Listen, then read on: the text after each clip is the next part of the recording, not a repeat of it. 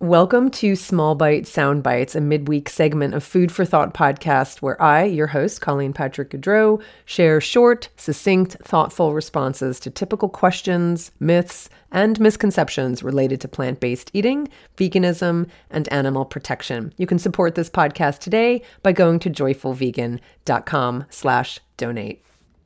Countless conclusive studies point to the benefits of plant foods, including versatile soybeans in their myriad forms, and yet fear-mongering persists about this ancient food.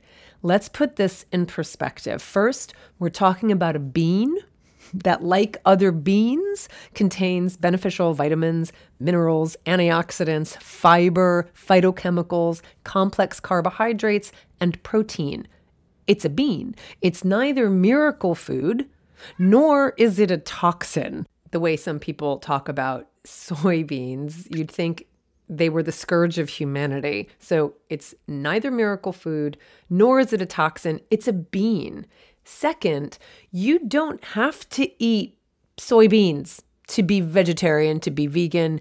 It's not a requirement. It's not a prerequisite. You also don't have to eat black beans. You also don't have to eat kidney beans. You can choose from thousands of other plant foods. If you have an aversion to or an allergy to soybeans or to black beans or to kidney beans, finally, eat foods in their whole state as much as possible. The health benefits of a single soybean or black bean or kidney bean or any whole food stem from the combination of all the components eaten in their whole state.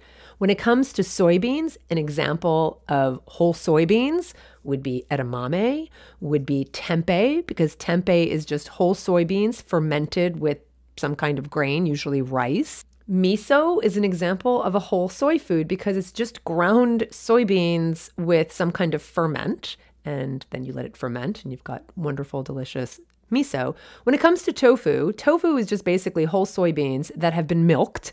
You get a milk and then you add a coagulant, and that's what gives you tofu. So it's a little farther on the spectrum than a whole soybean, but you can even preserve the mash that's left over when you're making the milk, and it's called okara, and you can use that for other things. You can make patties out of it. You can add it to baked goods to add more fiber and bulk.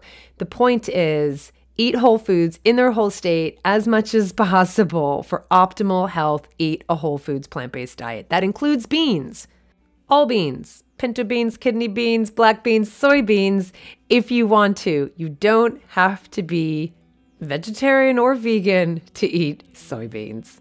For the animals, this is Colleen Patrick-Goudreau. Thanks for listening.